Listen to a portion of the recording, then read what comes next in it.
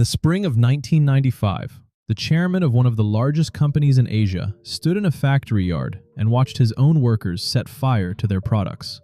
Nearly 150,000 mobile phones, fax machines, and other devices were stacked into a mountain worth around $50 million. 2,000 employees gathered, many of them wearing headbands that read "Quality First," and some of them wept as executives smashed the phones with hammers and threw the wreckage onto a bonfire. This was not sabotage. It was an order from the top.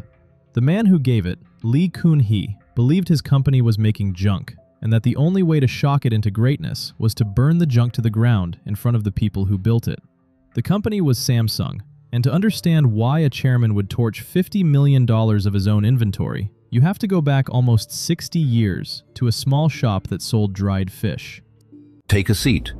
This meeting has one item on the agenda: how a man who sold dried fish and noodles out of a Korean storefront built the machine in your pocket. You know the name Samsung. It is on phones, on televisions, on refrigerators, and on the memory chips hidden inside devices that do not even carry its label.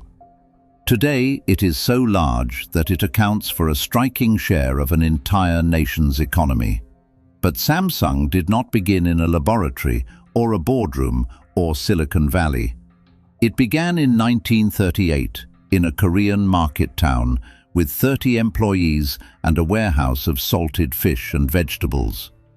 Between that shop and the empire lies a war, deep poverty, a reputation for cheap garbage, and one chairman willing to set his own products on fire rather than sell one more of them.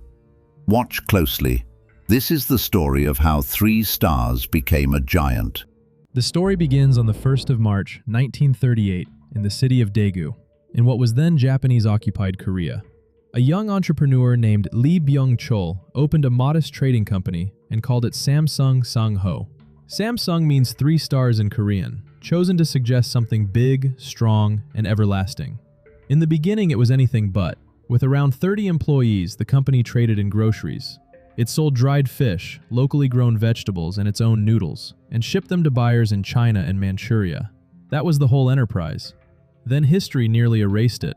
The Korean War in the early 1950s destroyed much of what Lee had built. But he rebuilt, and this time, he aimed at the foundations of a poor, recovering country. He moved into sugar refining, then into textiles, raising one of the largest woolen mills in the nation. Samsung became a manufacturer, supplying the basics a rebuilding Korea could not yet make for itself. And in 1969, Lee made the bet that would define everything that came after. He founded Samsung Electronics, in a country that made almost no electronics at all. Its first products were simple black and white televisions, assembled from parts designed elsewhere. Nobody watching would have guessed they were looking at a future rival to Sony. For its first 2 decades, Samsung Electronics grew, but it grew as a copier, not a creator. It made cheap versions of other companies' ideas. Cheap televisions, cheap microwaves, cheap components, sold on price alone. In 1974, the founder made another quiet bet, buying his way into the semiconductor business, the memory chips that would one day become Samsung's crown. But through the 1980s, the brand meant one thing to most of the world: budget. In American stores, Samsung products sat on the bottom shelf, the discount option you reached for when you could not afford a Japanese one. Executives at Sony and Panasonic did not lose sleep over a Korean firm known for imitation. Inside the company, the problem was cultural. Samsung chased volume. It rewarded shipping as many units as possible, and quality came a distant second. When the founder, Lee Byung-chul, died in 1987, his son, Kun-hee, inherited a sprawling, profitable, and deeply mediocre giant. He looked at the company his father had built and saw a business that made a great many things and almost nothing that anyone truly wanted. He became convinced that if Samsung did not change completely, it would forever be a second-rate maker of other people's designs. The question was, how to force an entire empire to change its mind. Consider the peculiar problem of the man who inherits a company that is winning and decides that it is actually losing. Samsung was profitable, it was growing. By every number on the page, Kun-hee had no reason to tear it apart. And yet he could see what the numbers hid: a company addicted to being cheap, mistaking motion for progress, shipping mountains of product that no one was proud of. Most heirs protect what they are given. They do not want to be the one who broke the family business chasing a feeling. Lee Kun-hee decided the feeling was the whole point. In 1993, he flew his top executives to Frankfurt, Germany, sat them down, and delivered a sentence that Samsung people still repeat today. "Change everything," he told them, "except your wife and your children." It sounded like theater. Then he began to prove that he meant it, in a way no one in that room could have expected. The Frankfurt speech launched what Samsung called its new management, a total campaign to turn a quantity machine into a quality one. Lee reorganized how people were hired and promoted, tearing at the traditions of status and connection that ran through Korean business. He told his managers he would rather sell a few things that were excellent than a flood of things that were merely adequate. But words in a conference room are easy to nod at and ignore. Then, near the start of 1995, Lee sent out a batch of Samsung's newest mobile phones as New Year gifts, and learned to his fury that many of them simply did not work. To him, it was proof that the old disease was still alive. So he ordered a demonstration that no one would forget. At the factory in Gumi, workers gathered around a pile of nearly 150,000 devices, phones and fax machines worth about $50 million. Executives smashed them with hammers, and the wreckage was set alight. 2,000 employees watched their own work burn, some of them in tears. The message was brutal and unmistakable. From this day, Samsung would rather destroy a defective product than let a single customer ever hold one. The Bonfire was the turning point. Slowly, then all at once, the culture changed. Quality became the obsession, and Samsung poured its energy into the one arena where being the best was measurable and unforgiving: memory chips. The founder had planted that seed decades earlier. Now his son bet the company on it. Samsung raced its Japanese rivals to build smaller, faster, cheaper memory, and it began to win.